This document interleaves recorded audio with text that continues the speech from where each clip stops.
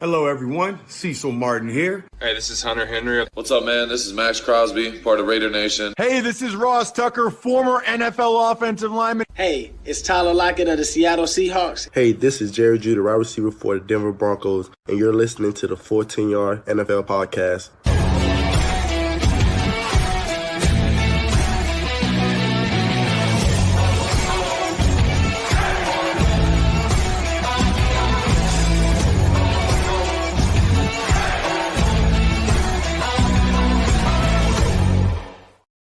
We are down to the final four teams in the race to lift the Vince Lombardi Trophy at the Super Bowl 59 in New Orleans. I'm Sam Moores. This is the 14 Yards NFL podcast, and it is nearly Conference Championship Sunday.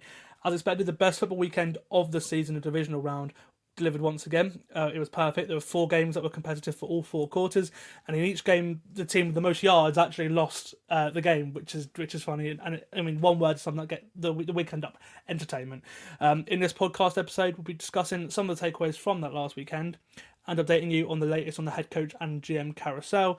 And of course, the main event, we'll be previewing the two ties that will take place on Conference Championship Sunday, this Sunday, all games on Sky Sports and DAZN. And joining me to do that is someone who will be in New Orleans reporting from Radio Row all of Super Bowl week. He's a fellow NFL accredited journalist and podcaster. Welcome back to the 14 Yards NFL podcast, Mr. Andy Davies. How are you doing? I'm good, mate. Thank you for having me on. Good to be back on. And looking forward to this weekend coming up, but looking forward as well to 2 weeks' time. It should be a good few weeks in the NFL world. What are you looking to do whilst you're out there? If I'm honest, anything. It's my first time doing it. I'm looking for any sort of opportunity I can get. Whether that's getting on Radio Row or whether it's doing the sort of the NFL experience and hopefully NFL honors. I think either way you can get tickets for like $20. So I think either way I'll be there. Hopefully in attendance either way, and then. Obviously, Super Bowl itself, still hoping I can get a ticket for the game. So far, I'll be watching it in the media workroom next to the stadium. And then I think we can go in after the game and go to the press conferences. But that's what I'm going to try and do. Basically anything I can, because it's my first time. I've always wanted to go to the Super Bowl. So it's my first time, being in the city that week of the game. So looking forward to all of it. And just anything I can do, I'm going to try and get my hands on. Exciting times, mate. Okay, as mentioned, we'll start with our takeaways from the Divisional Round. We've also had a few head coach hirings as well since the last podcast, so we'll look at the latest news on that front before previewing the AFC and NFC Championship games, which will be the Washington Commanders heading to Philly to play the Philadelphia Eagles in the NFC Championship game before the Chiefs host the Bills in the AFC Championship game. And we'll start with the Chiefs. We'll start on Saturday, where the Chiefs beat the Texans 23-14, despite putting up just 212 yards of offense. And the Texans played a near-perfect game, to be honest with you, and they were probably the better team numerically. They did everything they needed to do to beat the Chiefs, we talked about in the podcast last week, but they fell short of being situationally beaten by the Chiefs, which is what the Chiefs do. The Texans defense played so well, and they pretty much ran the ball down Kansas City's throat. Joe Mixon had a good game. CJ Stroud had a couple good games in there as well. But they were undone by their special teams, unfortunately, the Texans. They missed a field goal. They had a field goal blocked, so they missed an extra point, and they gave the Chiefs an instant point scoring opportunity due to a big kickoff return on the first play of the game. There were some interesting refereeing decisions in this game, but the Chiefs simply undid the Texans at many important things. And Andy, they showed again why they can win in multiple ways and why they are so dangerous, didn't they? I think exactly that. I think back there, 15-2, and they're in a conference championship game without really being at their best. And Mahomes has been nowhere near the Mahomes we all know. But this is probably what we all expect our winning team to do. I think the Patriots often for many years had the same thing. They often weren't that good, and they get to this time of year and they start to play better. And Travis Kelce is the epitome of that for the Chiefs. Doesn't really show up for most of the year, and then puts on a great performance against the Texans. But I think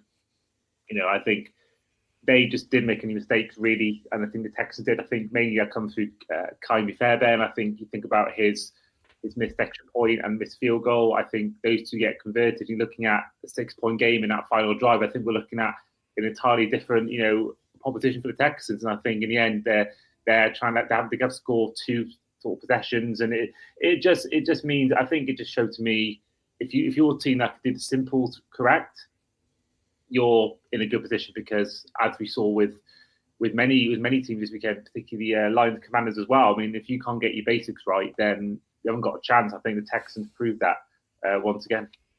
Yeah, and that was probably the worst game of the week. The Chiefs in the AFC Championship again, shock.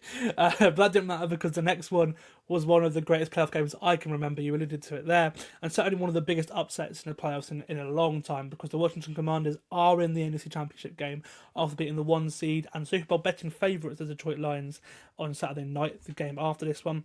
This was the biggest spread of the week, so the most unlikely upset according to the bookies, but it happened anyway. The Commanders ended up winning by the biggest margin of the week, and they forced the Lions, as you mentioned, to 5 turnovers. Not a great game for Jared Goff at all.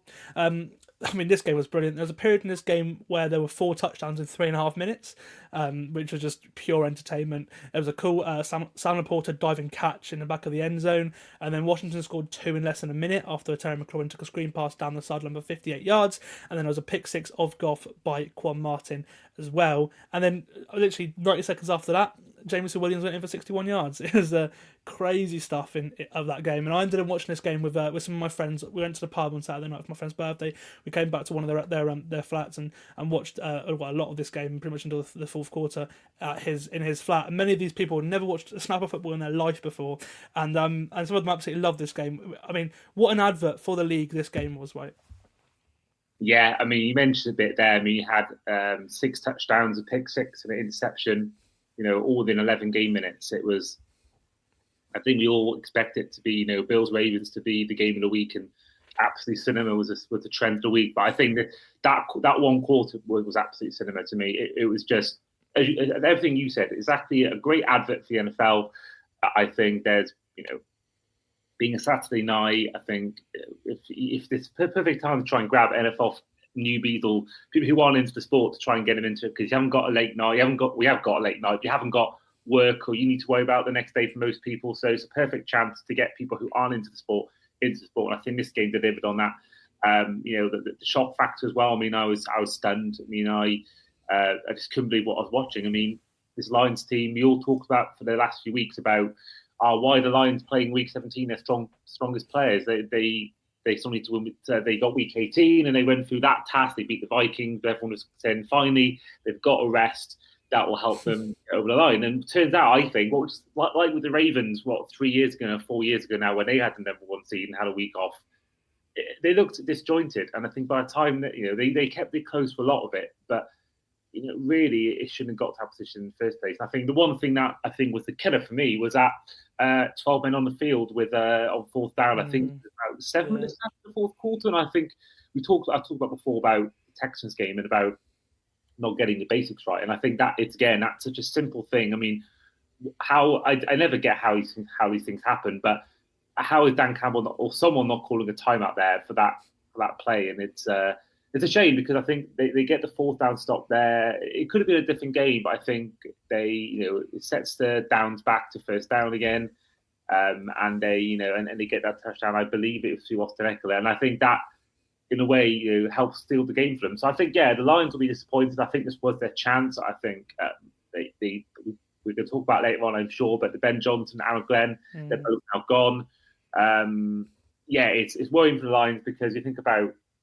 Really, it would be a tough game against the Eagles, don't get me wrong, but I think they're probably going to look at this game and probably even more so last year, the NFC Championship game, just a real missed chance for them to finally make a Super Bowl. And you never know. We never know how the league works. Broncos won a Super Bowl. They made the playoffs for 8 seasons or whatever it was. So they're going to probably, I fear for them that this could be one they look back on in years gone by with huge regret.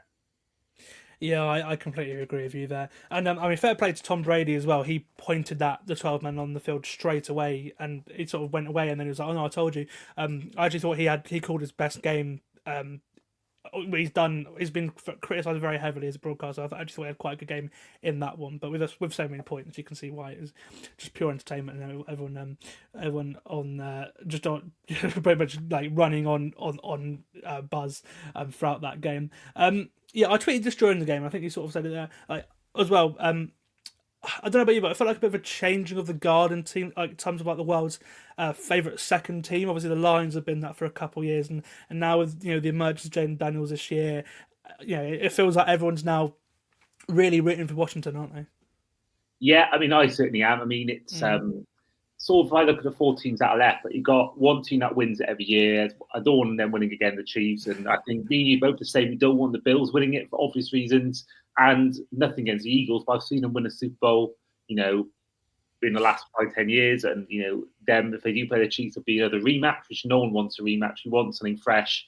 But the Commanders, I've never seen them, first of all, be good. I missed I was obviously too young to remember any of the good days, sort of in the 90s, but I sort of was not a proper NFL fan back when RG3 had that rookie year. So really, I've never really experienced them. And also, when they got into the playoffs, they won the division with a losing record. They went the last time they went into playoffs. So if it wasn't for that season, they'd have one of the longest playoff charts going into this year as well. So they've had a terrible run of it, and it just shows sometimes when you change owner, the complete culture of the team changes, and they've had an absolutely outstanding.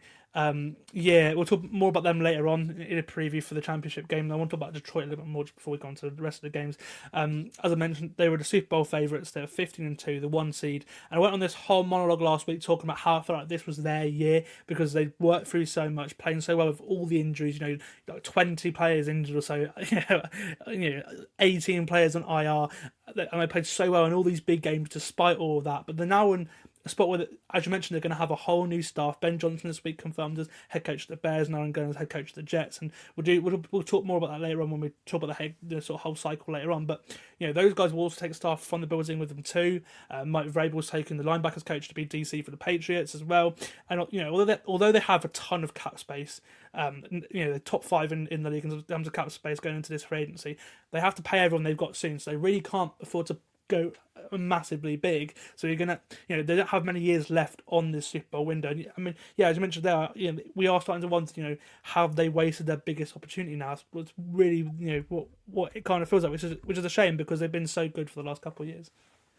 Yeah, and I think whilst on the one hand you think about the Niners lost Robert Saleh, they got D'Amico Ryans, nothing really changed on defense for them, and they looked as good as ever. And also they reached a Super Bowl last year as well after D'Amico Ryans left, so they sort of kept that continuity. If you look at the Falcons, when they lost that infamous Super Bowl of 28-3 to the Patriots, they lost Shanahan and never really recovered, never really have been the same since. And I don't think they've ever really truly recovered from that loss. So I think it could go one of two ways. You look at the the Panthers, the Buccaneers losing Dave Canales, and everyone was contributing that towards, could the Buccaneers go back to the old Buccaneers, the pre-Brady Buccaneers? But they've looked as good, if not better. This season could be argued. It's been the same. It's not gotten worse when he's left. So I think they could easily get a new coordinator in, whether it's on the offense or defense, and they could be as good as they were before. I think that salary cap thing is big, especially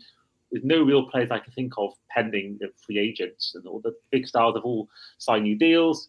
No, it's just the upcoming draft classes like Hutchinson and then Jameer Gibbs and all them. Yeah. That's the thing, and obviously Jamison Williams. Are you going to pay him or not? Yeah, that's you've probably got a year and a bit, 2 years to really try, and then you're going to have to commit serious money to these people because I even though he's a running back, there's no way you don't pay Jameer Gibbs with what he's given you and that kind of thing, that kind of thing. So I think that's more what it is. But I mean, that's it. Like I'm leaning towards no. I think they'll be back. I think I've got so much trust in this organisation as a whole. Like that's I think they've been great drafters the last couple of years. Like Brad Holmes and Dan Campbell have, they've done so well. That their head coach obviously is one hell of a leader. So you've got that. If you can just you're also unlucky. You're unlikely to get the kind of injury bad luck they had this year as well. You're not going to get that every year, so that's the thing as well. But yeah, they do have to get these coordinator hires right because we saw last year with Philly what can go wrong if you promote the wrong guys internally. They had lost exact same situation. Obviously lost Super Bowl rather than in Divisional Round, but they had two guys, two coordinators go and become head coaches, the same as the Lions got now, and they promoted within both on offense and defense, and both the guys were gone within the year, and one of them gone halfway through the season. So let's just hope it's not a situation like we saw with Philly. But Detroit have got a strong future with all the players they've got, but they have they probably may have, this was a really big opportunity to go and win a Super Bowl, and that unfortunately has not happened. Okay, we're on to the Sunday now, which was a day full of snow games, which was really nice to watch aesthetically. Both of which came down to the final drive as well, which is everything you want in the playoffs. The Eagles just about held on to defeat the Rams in the early game. The Rams would win with a touchdown on the final drive, and they got to the Philadelphia 13-yard line, but on 3rd and 2, Matt Stafford was sacked by Jalen Carter, and a 4th down pass to Puka Nacua was incomplete, so the Eagles just about held down on. This one was close throughout pretty much. It looked like the Rams could do it at one point, and then the snow came down heavily, and they turned the ball over a couple of times, and Saquon started to run all over the Rams again. He had another 70-yard touchdown. He's had 4 touchdowns over 60 yards against the Rams this season in the 2 games. And yeah, I mean, I thought the Rams played very well in the snow, Ben, when they were a warm weather team, and they would have been worthy winners. But yeah, the Eagles just about held on, and that's despite Jalen Hurts being sacked 7 times. He only threw for 120 yards, which is like the average for Jalen Hurts in a minute. It's probably the most vulnerable the Eagles have looked in ages. But they won a turnover battle. The defense played well. The run game was good, and and even after losing Quinn Mitchell to injury as well in this game as well. And obviously that means that Philadelphia are now back in the NFC Championship game for the 2nd time in 3 years. I mean, what did you make of this game, Andy? This was actually my favourite game of the whole weekend. I think, for me, this game was... Sometimes when you see a game, as much as we love like a 48-44 or like, classic Chiefs-Rams a few years ago, 53-51, but you don't really get to see much of this, the defensive strengths of teams. It just seems to be completely offense-centric. But I think when it's like mid-20s or early 30s, scoreline is sort of done, but each team scoring those points, I find that you get the better of offense and the better defense. I think that's what we saw in this game. You saw the magic of Saquon Barkley, and you saw then Matt Stafford doing all he could to get him back. And I thought at one point they were going to get that touchdown and sneak a win.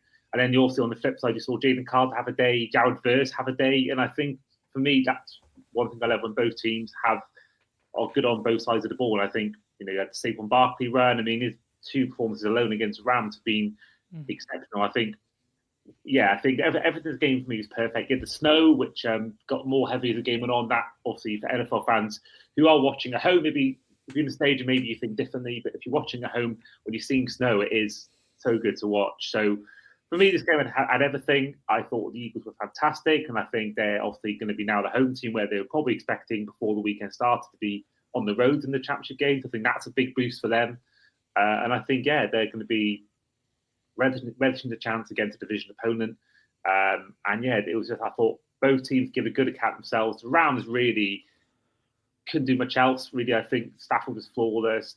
I think the Kieran Williams drop was probably the thing you look back on with regret. I think if that hadn't happened, it may be a different game. It may have been a Rams win. So, the Rams, probably did better than we all thought. I don't think anyone thought they'd be reaching the championship game. I think playoffs, yes, but I don't think anyone had them going that far. So I think for them, still a good season. They've got some great young players. I think they'll be a team again to look out for next year. I think both teams gave a good account themselves, I should say. The Eagles roll on, and they're now the favourites for the Super Bowl appearance. Whereas before this weekend, you probably had them as the second favourites. Absolutely. And with the Rams as well, like one hell of a story to come back from 1-4 in the season. The offense still has some life to come for a few more years. I think Stafford's going to carry on for a couple more years. That's what it sounded like after the game. And then the young defense is going to be brilliant next year. They drafted so well, you can't even tell that Aaron Donald retired, which is just crazy. I really wouldn't be surprised to be talking about them at this stage next year. I think they've got a really bright year ahead next year. And then finally for this weekend, the finish of the game that everyone was hoping would happen when the bracket was finalised a few weeks back, and it did not fail to deliver. Josh Allen and the Buffalo Bills will play their Brit rivals, the Kansas City Chiefs, in the AFC Championship game after beating Lamar Jackson, their Baltimore Ravens, 27-25. Both we and the league got exactly what we wanted. A game between these two that came down to the wire, which was awesome. The Ravens were a better team in this game, but found themselves behind after turning the ball over 3 times. It was unfortunately, it was a bad day for Mark Andrews, who was responsible for one of those plays when trailing by 5 in the fourth quarter, fumbling after a big gain into Buffalo territory. The Baltimore defense then forced Buffalo to keep a field goal to a 1-score game, and they put the ball in Lamar Jackson's hands to win the game, leading a touchdown and a 2-point conversion to go to overtime. And it was an absolutely stunning drive from the reigning MVP. Saw them get a touchdown they needed and then line up for the 2-point try to take the game to overtime. Lamar Jackson rolled to his right and targeted Andrews, who looked to have caught the ball in the end zone, but he unfortunately dropped it, ending Baltimore's season at the 1-yard line. This is one hell of a game, Andy. Everything we hoped for and more. Both quarterbacks had their moments, but unfortunately for Baltimore, it was a turnover that cost them, wasn't it? Yeah, that was the thing. I think both think both teams performed really well, and I think it was as good as advertised. But I think you look at the Bills, really faultless in this game. Josh Allen made no mistakes. I don't recall. I mean, maybe he made one. I'm not too sure. But you think about the Ravens, think about Derrick Henry drop, the Lamar Jackson fumble, the Lamar Jackson interception. Then there was the Mark Andrews fumbles that we've mentioned. The one I have as much an issue with the one right at the end, but I think the one I have the most issue with is the one where he made that first down gain and then sort of changed direction and then fumbled it then. I think in a game like this where downs are so important, it's high stakes, I think at that point, I think, he could have gone on and ran to the house, but I think sometimes when you're down in the game, sometimes just get the first down. Obviously, if you're on if you're already on I think it was third down, I can't remember, but either way, just get the first down and make those steady gains. I think that with me was the more concerning of the two.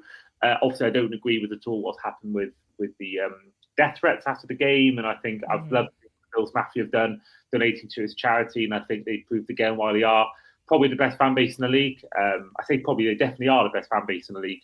So for me, I think Mark Andrews will probably look back with a bit of regret, or massive regret, because I don't know whether he's 29 now, he could be 30 when the season starts. This guy could easily, not have that chance again. You never know how sort of far the time gets you. So, I think they'll look back. I said, it was Lamar Jackson's year. So I think they'll look back with a bit of regret. I did feel like at some point he has to, Manning never beat Brady, for years, and then finally did it. And I thought this was a year where he was going to beat the Bills, go into Arrowhead and beat the Chiefs and finally do it. And I think for me, that was their chance. But I don't believe it's the end for them. I think as long as you've got a well-coached team like under Harbaugh, like Ravens have, a well-run organisation, you've always got a chance. I think like the Commanders all these years had this functional organisation, this functional front office. They changed it last summer, and look what's happened now. They've reached the NFC Championship, and I think that is so. So I think a team like that who bleeds playoffs, who is in their DNA, they're such a well-run team. I think they'll be back. Derrick Henry probably has 1 or 2 years left in him. Lamar Jackson's still young for a quarterback, so he's going to have many years left. So I don't think for them it's as much of a thing as the Lions is in terms of a chance blown, because I do feel like they'll be back in the same position again next year. But certainly Mark Andrews will be certainly not sleeping for a few weeks anyway, or maybe off season. Yeah, I mean, coming into the game, one of the quarterbacks, whichever one lost, was going to get crucified at the end of it. No matter how well or badly they played, because they lost in the playoffs again, and that's obviously happened with Lamar. And it is a shame it's another year without a championship game for him.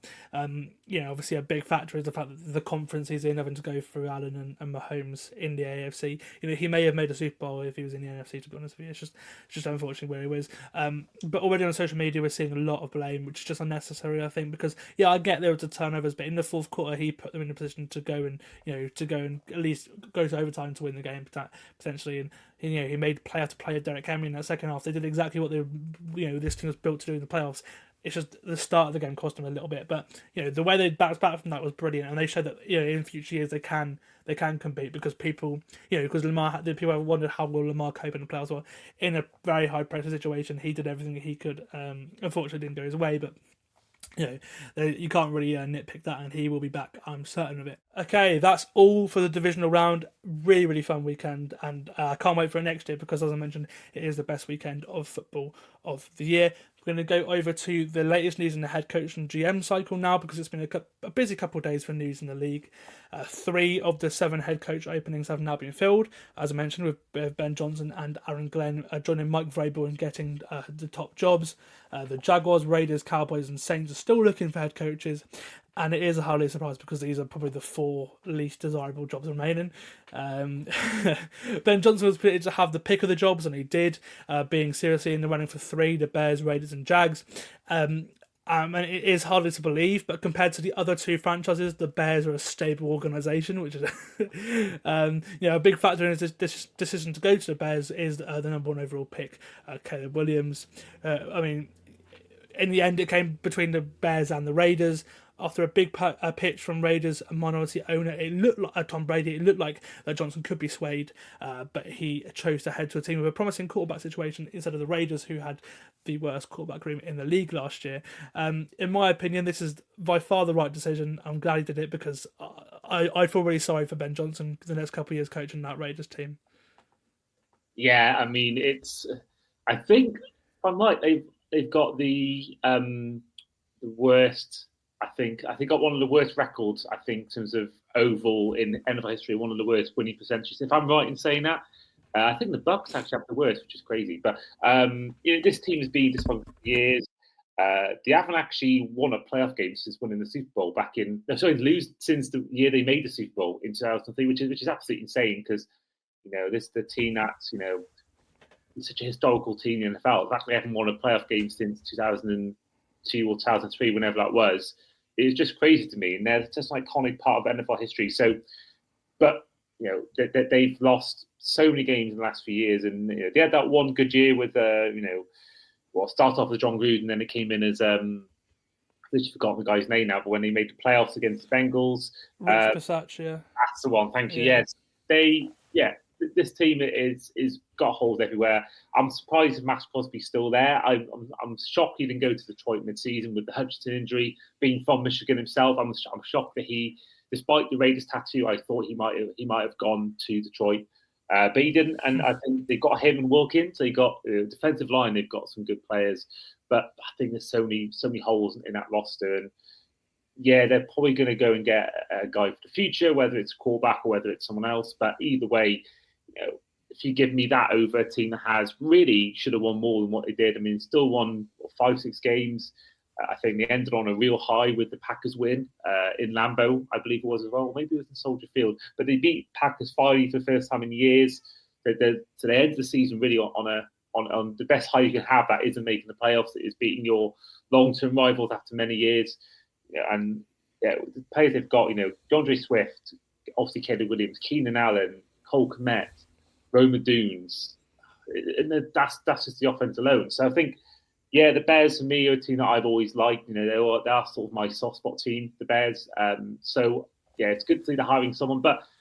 And I think for him, the only worry for him is that it's all good doing it in Detroit when you've got all these players, but then it's another thing doing it for a team that hasn't got the players that maybe he had in Detroit. But to start going around about how he fared without the Porter and Jameer Gibbs, and it's still 5th or 6th in the league for most categories. So I think it's a good hire. I think the only thing is, of course, we've seen many coordinators do well and then not do well. The head coach is always that sort of trepidation about NFL first-time head coaches. You never know what you're going to get. But I think, it's worth taking a risk on because they've tried everything, Bears, to get firstly a 4,000-yard passer. But, this team for me, it's got to try something different. I think he's the best. I think Mike Babel's the best out there. But I think in terms of new head coaches who are taking a risk for a young on. quarterback as well. And that's the thing, they want to help Caleb reach his ceiling, and his ceiling is way higher than Jared Goff's is. So, and that's the thing. It's if Ben Johnson can even get him, to a level where he's, he had a decent rookie season. It's not like he had a terrible rookie season like Peyton Manning did, or he had he almost 30 touchdowns. He has a decent season, and he had looked good at moments. I think that's the thing. If you can just have a good second year of Caleb, then straight away, then you've got the guy, and hopefully you feel a lot better about having the guy at quarterback as well as coach. And I think personally for him, with how big a mess the Jags organization is, which we'll get to in a minute, I personally think this was the best spot for Johnson as well. And then yesterday it was announced that Aaron Glenn had chosen the Jets over the Saints, signing a 5-year deal to be head coach in New York. The Jets are yet to hire a GM that they'll pair Glenn with. Those two will have the final say on whether to keep Aaron Rodgers or not, so we'll follow that as the offseason goes on. In the end, they had their choice of 2 defensive guys between Glenn and Brian Flores, and they went with the first-time head coach rather than Flores. Aaron Glenn deserves a head coaching job, but New York's a very, very tough environment. How do you feel about this one? This one I'm not as sure on because, first of all, I think, they tried it with DC Robert Sala. I think personally he shouldn't have been fired, but he was. And looking at, I looked into the day about his last 2 years in the 49ers. Sala, he had a top 2 defense in 2019 and a top 5 defense in 2020 before getting that move to the Jets. Whereas I looked at really the whole time since he's been DC in 2021 and never in the top 18 defenses in the league, total yards per game allowed. So that's a concern for me, that they had a guy who had a better record as a DC and did a lot better, and obviously did a lot better than Glenn, and he still couldn't work out with the Jets. So I think, and you're getting a 4-time MVP coming in, he can't get it done with the Jets. So I think this team is just seemingly right now cursed. But I don't know, because he seems like a great talker, and I've seen him talking on a podcast about his journey. But he mentioned the thing, he was a scout for the Jets in 2013 or something, but the Jets were terrible then. So it's not as if he's done a great job as a scout. So I'm not as sold on this as maybe Ben Johnson's hire. And I think, there's a rise in defensive coaches doing well. You think about Sean Payton, what he did with the Broncos this year, Jim Harbaugh with the Chargers. I think there's definitely a little bit of resurgence in defensive-minded head coaches, but I don't know whether his defensive coordinator work was good enough to really warrant.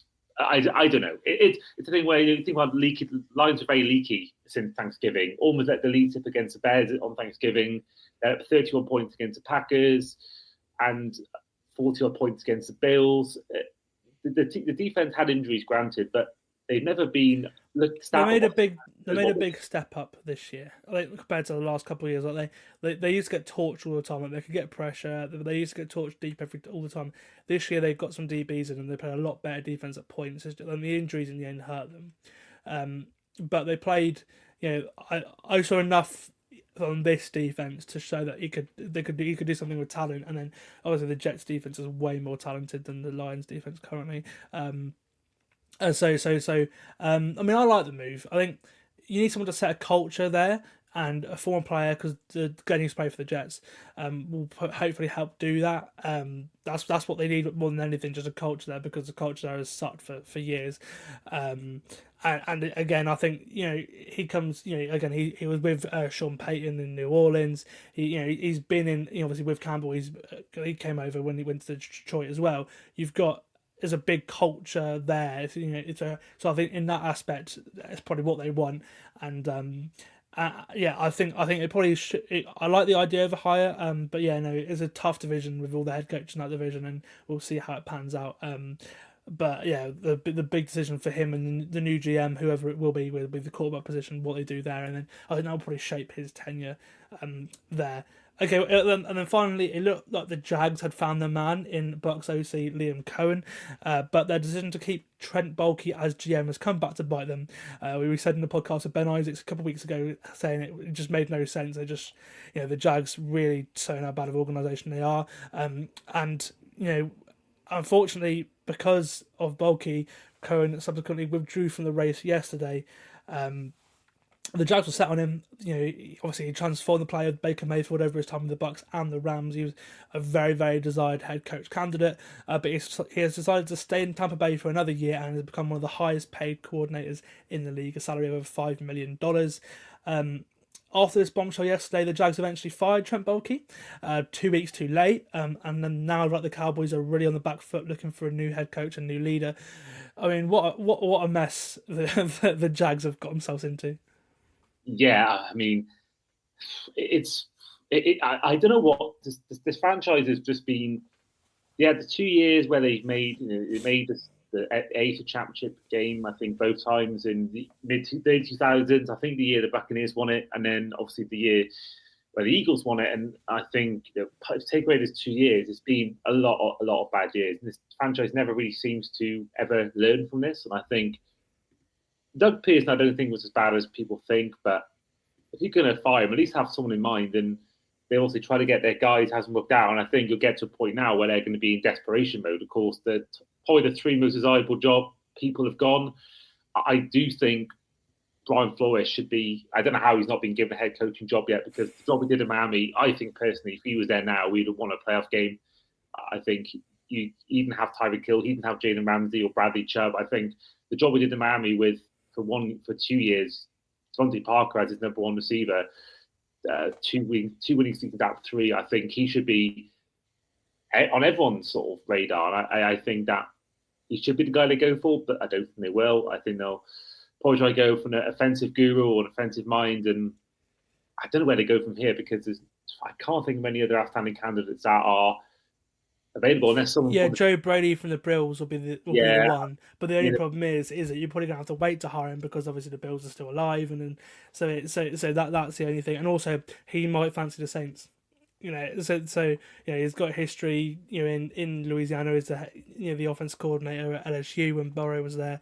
So he may fancy to go for the Saints instead because the Saints are really hard on him as well. So if he opts to go for the Saints, and who you left with then, and it's like, so yeah, unfortunately the Jags have really dropped the ball, and same with the Cowboys as well. Like when their two head coach candidates of Kellen Moore and Brian Schottenheimer, two guys who have been in the building before, it just the Cowboys need change, and they're not going to get that as well. So the two of them, the Jags and the Cowboys, have really messed up this head coaching search, I'm afraid.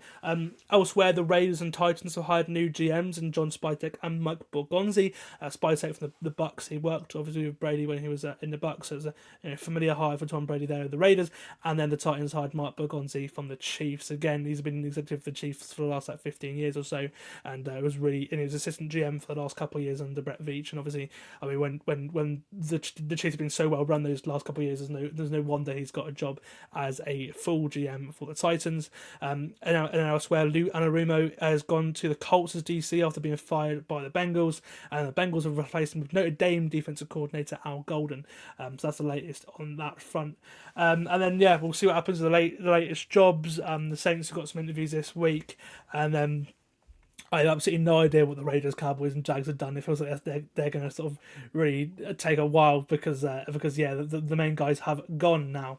And that's it. That's it for the head coach search, and puts us right on to the main event, our preview of the conference championship games this weekend.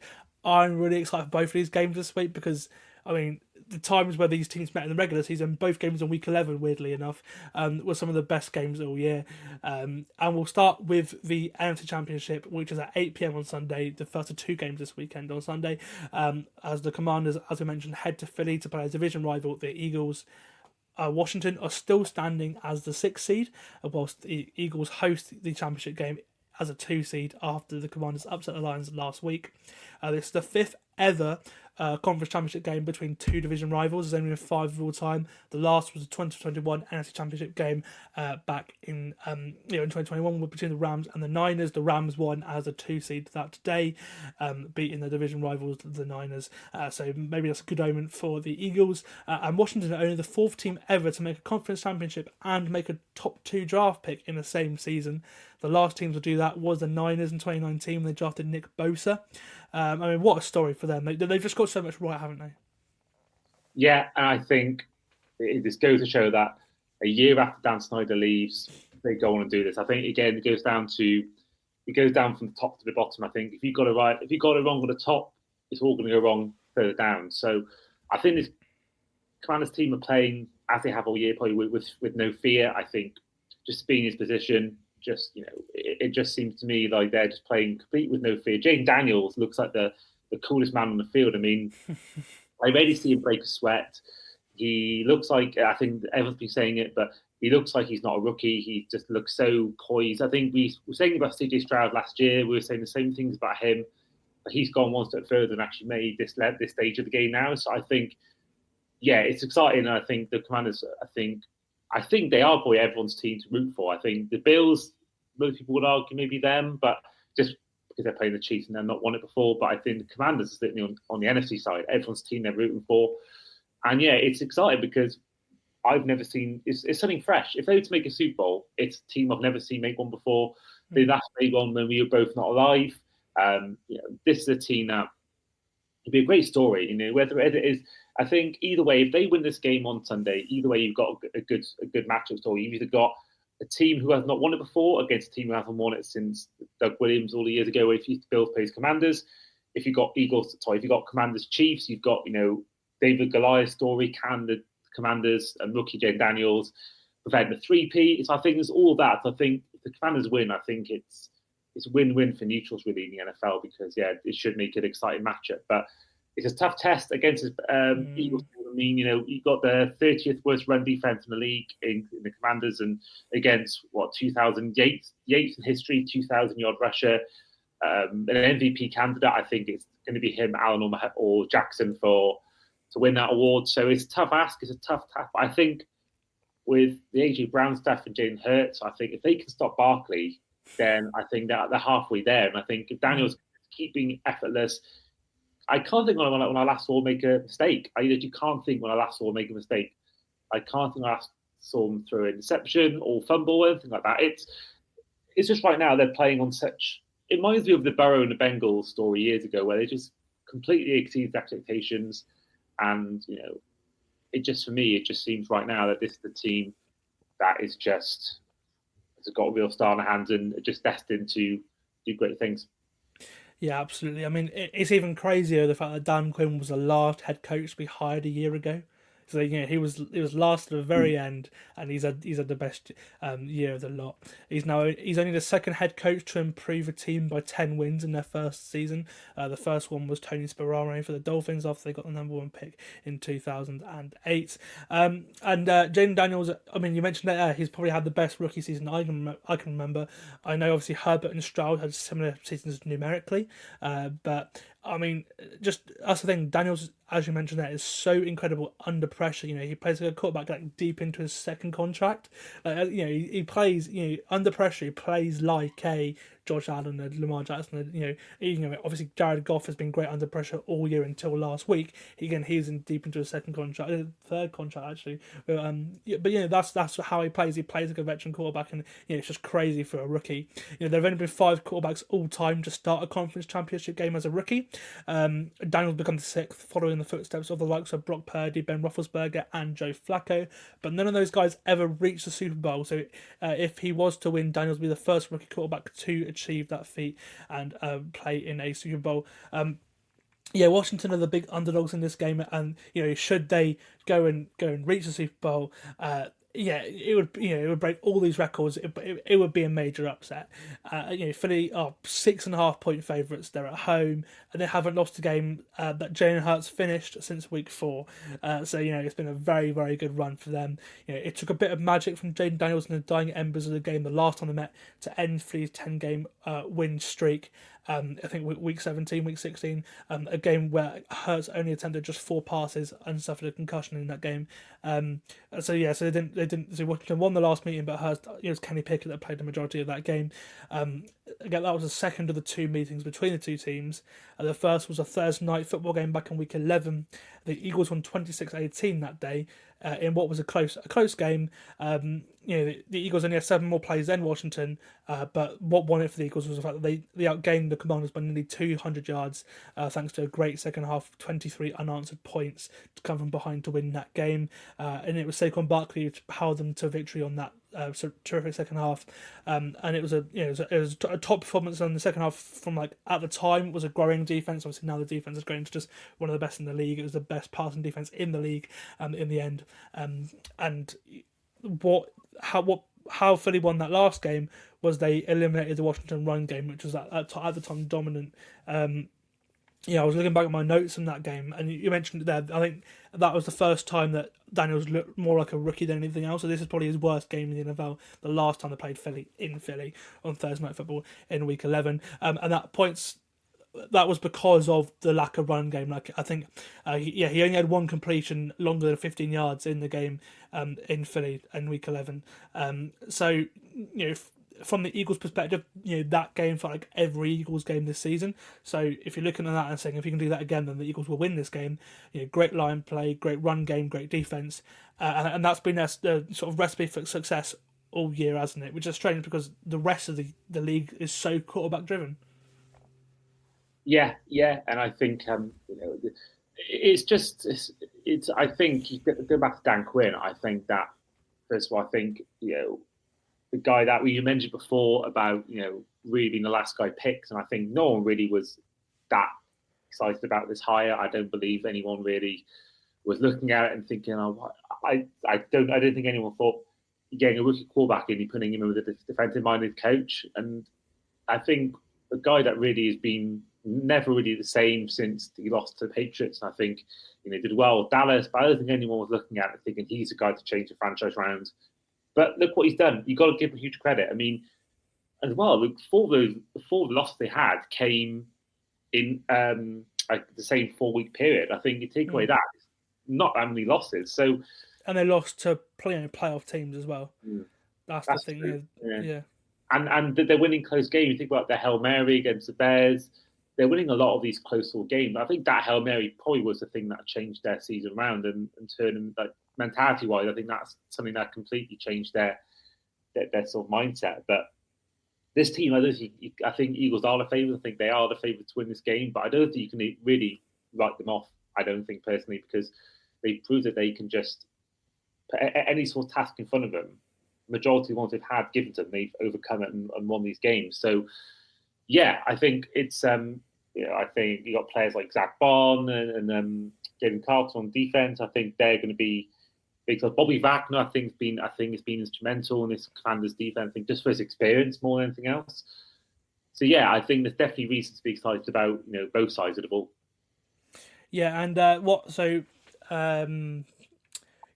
so last week, what gave Philly the win against the Rams again was Saquon Barkley, as it was the last time these two teams met, and it's been Saquon Barkley all year for Philly, really. He totaled 232 scrimmage yards and 2 touchdowns last week. That was the second most by a running back in a playoff game in the Super Bowl era.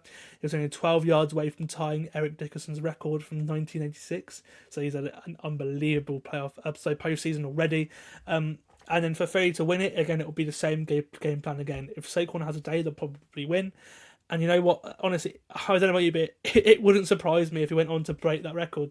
I really wouldn't be surprised to see him have 246 yards in this game and break the record the way he's been this season. Yeah, I think the fact that they have got such a bad run defense, I think this game is prime for Bark. I think it's already. You think about. I draw a lot of parallels with his time in Philly so far as McCaffrey's in the 49ers. He plays for a team like the Giants, like the McCaffrey with the Panthers. Both those sort of periods, they were the bell cow. They were the single heartbeat. The offense, it sort of all went through Barkley and the Giants. All went through McCaffrey, the Panthers. But McCaffrey moves to the Niners, becomes from the start just one of many stars. And I think allowing him to have those breaks and allowing it to go to Deebo Samuel or George Kittle or Brandon Ayuk or Brock Purdy's legs, I think that meant it gave McCaffrey more time to rest, and therefore he was more effective. I think with Barkley, the same sort of thing goes to the Eagles, where he's no longer the star, where he is now, but he's also got A.J. Brown, he's also got Devontae Smith, also got Dallas Goedert, and the defense as well often wins games for them. So I think what we're seeing a similar sort of season to that McCaffrey's first and Niners, where they did make the Super Bowl against the Eagles. No, they beat the Eagles and made the Super. No, sorry, they lost to the Eagles in the NFC Championship game. I think at one point he's actually throwing passes when they're.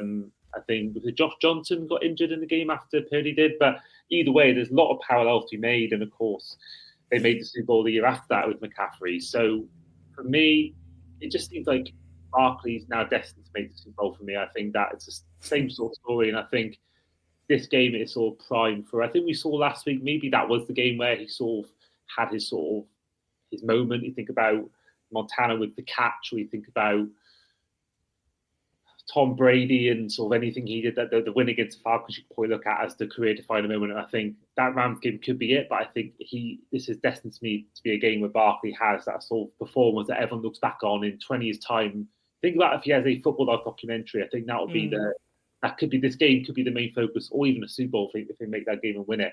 I think that could be one to look back on. I think this game is prime for him, but I think also the defense has also a big task because they did well against a mobile quarterback like Stafford, just that won the game. But put him against someone like Daniels, who is way more mobile than him or Jordan Love, quarterback they faced in the round before. I think is a whole different task for them, and I like to see how they deal with that. And I think that could be the key to victory for the Commanders is using Daniels' legs and sort of giving the Eagles something they haven't really dealt with too much in the last few weeks. Yeah, I mean, they scored 36 on the Eagles' defense last time in the game, again, where they won against Kenny Pickett. So we'll see what they could do. Again, that game was in Washington. This game in Philly is a bit different, but we'll see what they can do. And they certainly got a shot. Before we get on to picking the game, is there anything that you're looking for or looking forward to in this game that we've not really mentioned yet? Well, it's Daniels and Barkley, but I think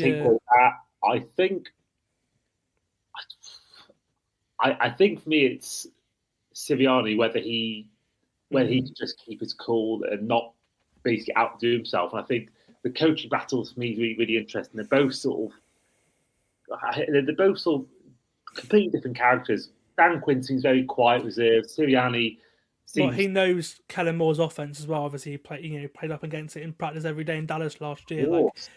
So that's a good matchup. As just thinking about that. So there is something there where you're like, okay, hang on a minute. Two guys who know each other, both with the Cowboys now with different teams in the NFC East. Kellen Moore going for a head coaching job as well. This is a big game. For those matchups. It's certainly. Exactly. That's what it is. It's just what can Sirianni do? He's a very good year. At the start of the year, he was being crucified for how badly Philly was starting games, and and then they hit a bit of a groove. They've started to start games well now, which means they're dominating teams when they weren't necessarily dominating teams. Now they're starting to dominate teams.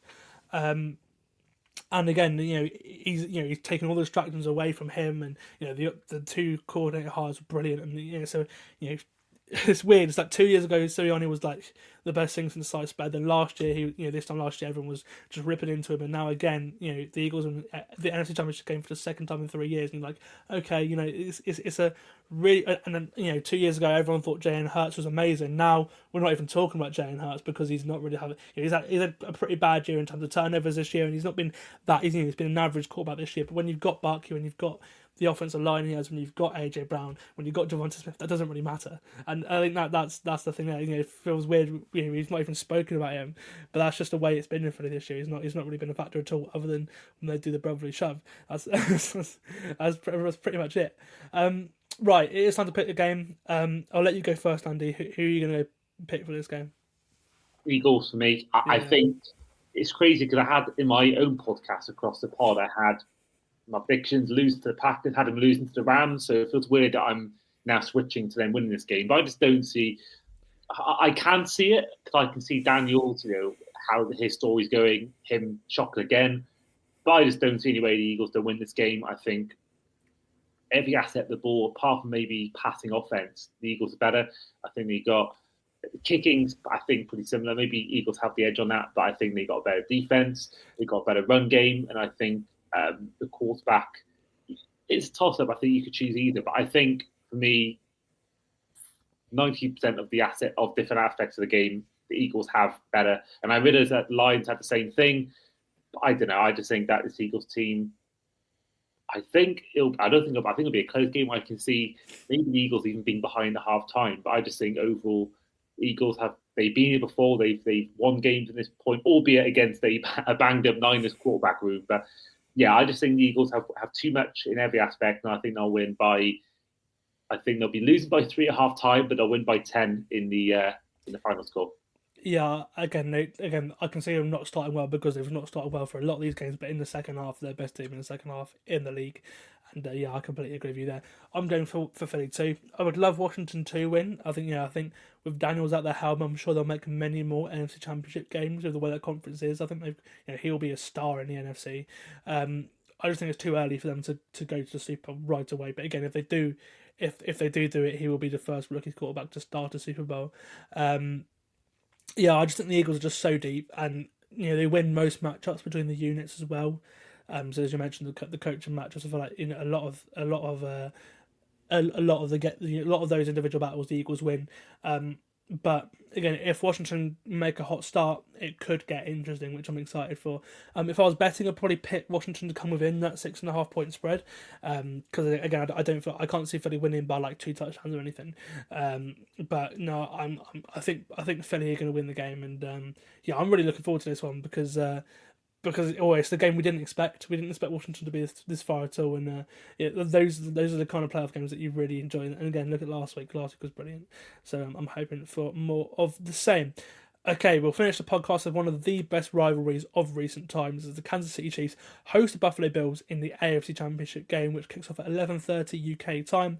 These two teams have met in 3 of the last 4 postseasons, and they will meet again at Arrowhead in Sunday. On the late game. The Chiefs have won all 3 of those meetings in the playoffs, the 2020 AFC Championship game, and in the Divisional Round in 2021 and in 2023 season. Obviously now we're still in the 2024 season. But last year they won a Divisional Round, the Chiefs did. But the Bills will feel confident coming into this one because they were the only team to beat the Chiefs starters in the regular season. And they have beaten them in the last 4 non-playoff meetings. So a little bit of confidence that Buffalo will have from those meetings. It's Mahomes and Reed and Kelsey and Spagnuolo versus Josh Allen and James Cook and Sean McDermott, and that excellent matchup to opponent defense that the Bills have. What a game we've got in store, Andy. It's a hell of a game. You think about, you said it there, Zach, the rivalries. I think my favourite is probably the Bengals Chiefs, just because of the hatred they seem to have. I think Jamar Chase has epitomised that, but I think this has been the most common game of the last few years in the playoffs. Of course, we all remember the best game I've ever seen was that Bills Chiefs game in the divisional round, all those years ago, or 2021 season. So this game has so many storylines. It's the Kansas City 3P, or to Bills going up against, a potential first Super Bowl in, God knows how many years since the early 90s. So I think, this game has so many storylines. You've got the history of previous games. I don't think there's much hatred. I think there's quite a mutual respect. I don't believe they have much hatred. So I think it's kind of like, I view Bengals Chiefs as like Arsenal Man U in the Northeast, and I view sort of Chiefs Bills as sort of the Liverpool Man City. That's like it is now. That's good. That's a good comparison. That. But I think also at some point Liverpool did beat City for the league titles. I think the Bills have got to. They can't keep losing to the Chiefs. That's the thing. They can't keep getting to positions. Their second AFC Championship game in 5 years. They finally got back to it. They're going to want to get revenge. I think that's also a good storyline. Is that picture of Stephen Diggs with the confetti arrowhead, and they'll be, even though he's not there, they'll be using that as inspiration, and should be ahead of a game. You think about this sort of the quarterback sort of thing. I mean, personally, I think these probably are the best two quarterbacks in the league. I think Mahomes obviously is the best, but he's not been that great this year. I think the defense has been the star of the show again for the Chiefs. I think how they deal with Josh Allen is a great sort of storyline in itself. And the Chiefs haven't really, they played the Texans, which, a good team, but they had 9 wins, whereas it's a whole different kettle of fish when you're playing a team who were the second seed with 13, 14 wins they had, maybe 12 wins. So this is really exciting. And hopefully the weather should be maybe similar to Buffalo, could be some snow. I'm looking forward to it. Very much don't want either team winning this game, if I'm honest, but someone's got to win, and I'm looking forward to seeing who does. Yeah, absolutely. There are two or three storylines in this one. We'll start with the first. The fact that the Chiefs are going for their 3rd straight Super Bowl title.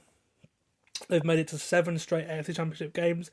The record of New England with 8 straight AFC Championship games in the Brady Belichick era.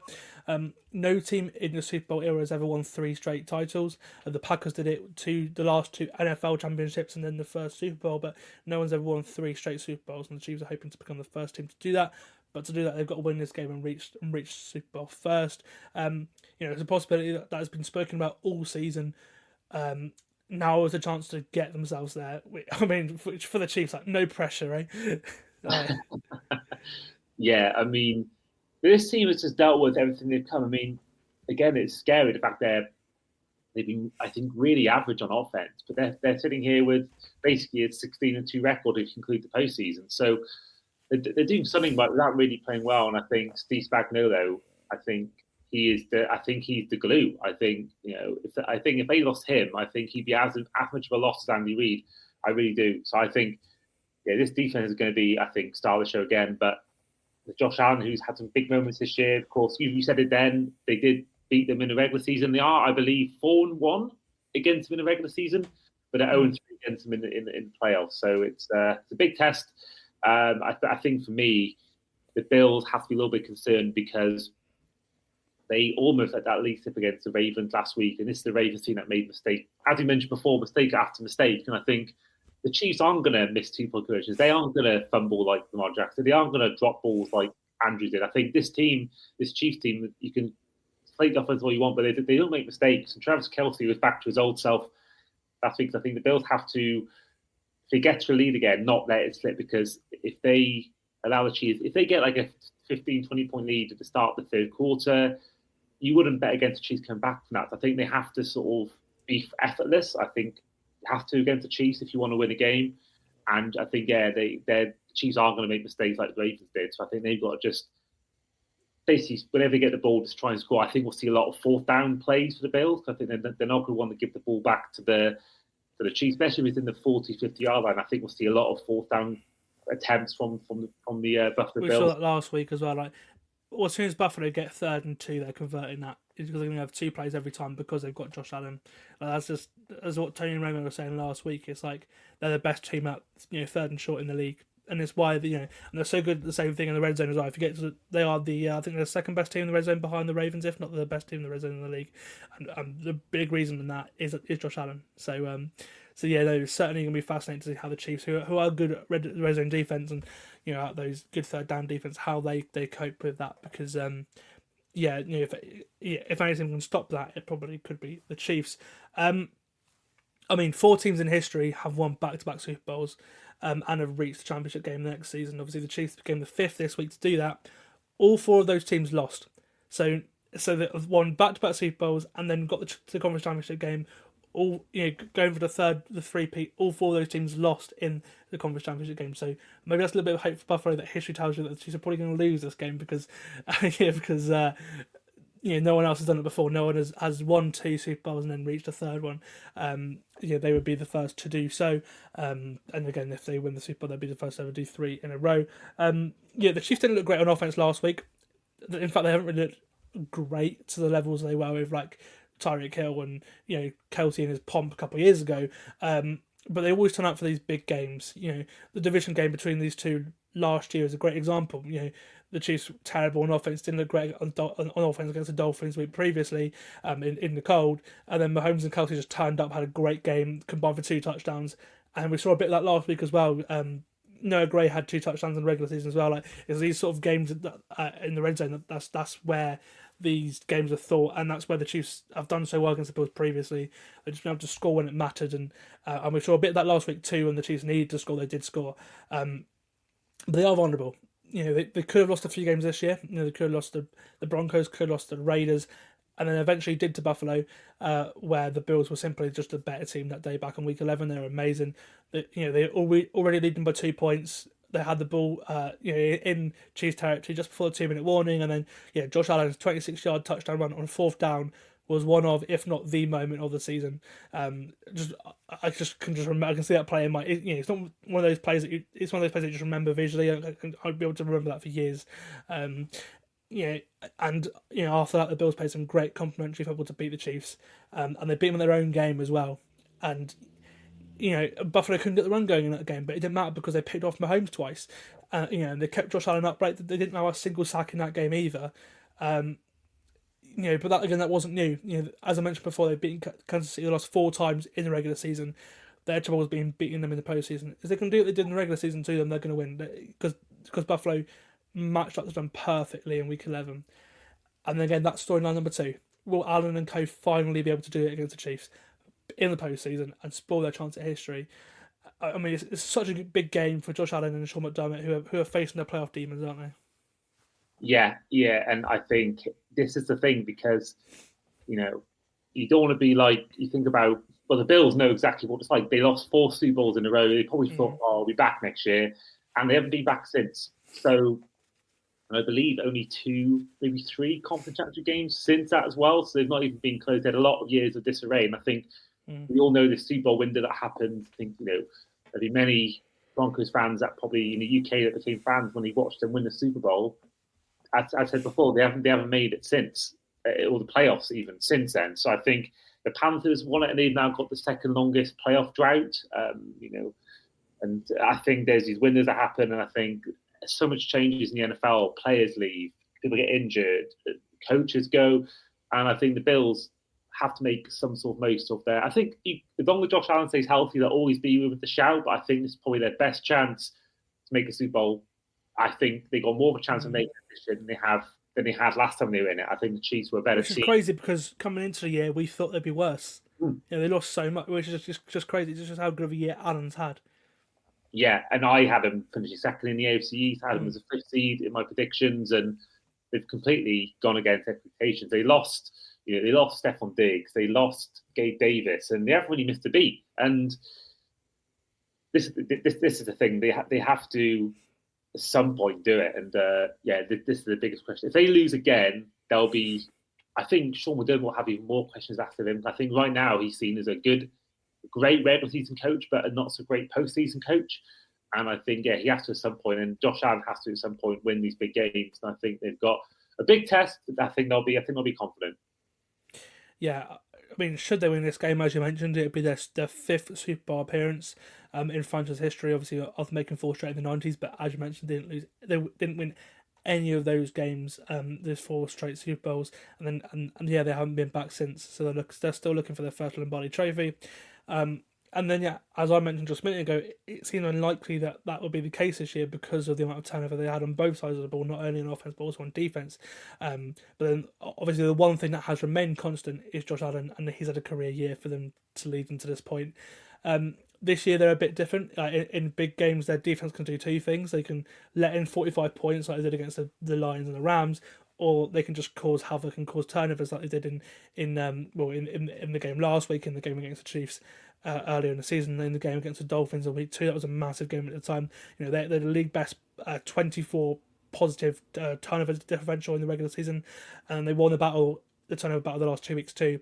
You know, that's how they've done so well creating these turnovers. It's like, yeah, they can concede points, and for the Chiefs, we'll be thinking, oh, we can score against the Bills, and they might not necessarily think they can score against the Ravens per se, how they played them this week, but you know, they can also force you into turnovers, and they're a great matchup based team. They change what they're doing for each single play, and again, this is McDermott has a very good time scheming up these big games, and I think we may see that again.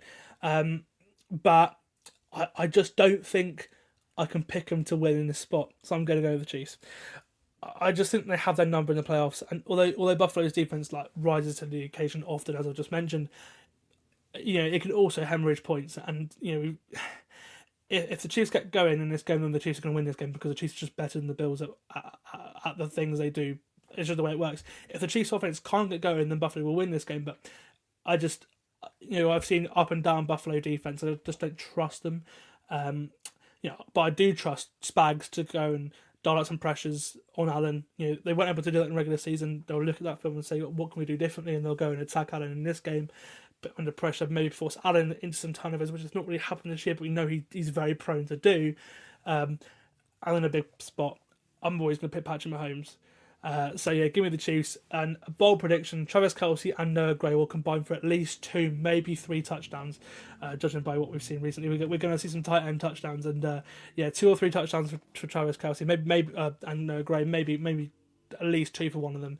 I'm going to go for the Chiefs. So just I said the Lions felt inevitable, and I may be wrong, but I just felt that the Chiefs are just inevitably going to win this game because it's what they do, and I trust them. And now I say I trust them, they're going to lose, but no, I'm picking the Chiefs. Well, for me, everything tells me it's the Chiefs. Everything tells me, you know, whether it's down to the quarterback, the defense, but I compare this Josh Allen Mahomes thing to Manning against Brady. At some point, Manning beat Brady, and I think, even though it's at home, I just think this year, I've just hunched the Bills. I said it all season long that I can see it being either Lamar Jackson or Josh Allen lifting that AFC, and I'm going to stick to it. I think the Bills win this game. I think they're finally going to get it done, and I just think that through no real sort of thinking apart from the law of averages, I think at some point they will beat the Chiefs in the big moment. I think this is their time to do it, and I think I can see it being a Tyler Bass field goal as time expires to sort of avenge his demons from 12 months ago in the divisional round. And I think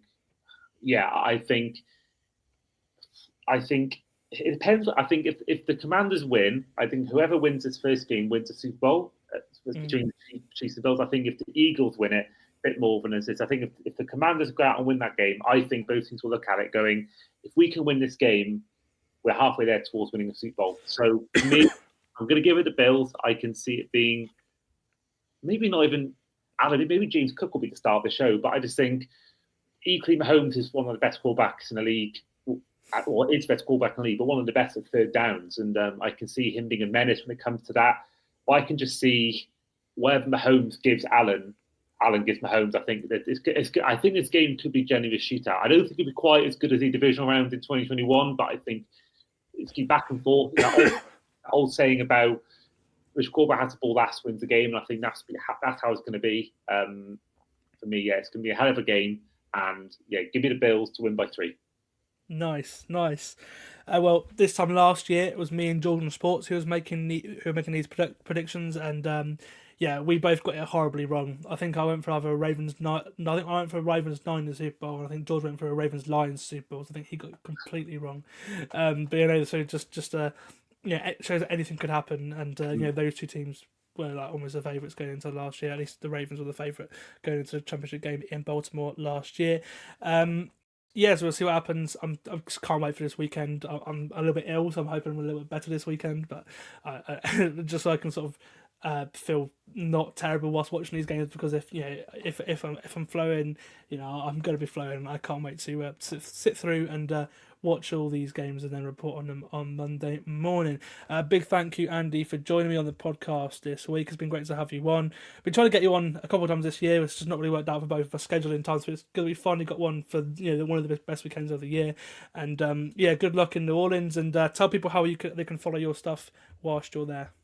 Well, first of all, thank you for having me on. I always love coming on your show, and it's been a difficult year, whether it's different things, different reasons, but it's good to be on and good to see you again. And if you want to follow me, you can see my handle there on the visual part, but it's Andy Davies Sport on Twitter, and it's Davis with an E, not without an E. And it's Andy R. Davis on Instagram, or Andy Talks NFL on TikTok, which has amassed 2 million views in the last year, so I'm very proud of my work on there. Otherwise, my podcast is called Across the Pod, _the pod on socials, on Instagram and X. Through those two channels, but also my Andy Talks NFL TikTok channel, you'll find all my stuff during Super Bowl week. So I'm going to try and get as much as I can out there, just as much content as possible. And if you want to give me a follow, then please do. Awesome. Thank you very much for being Andy. As I said, I've been Sam Morse. It's been the Full 10 Yards NFL podcast, and we'll see you when we know who's going to be in the Super Bowl. See you next time.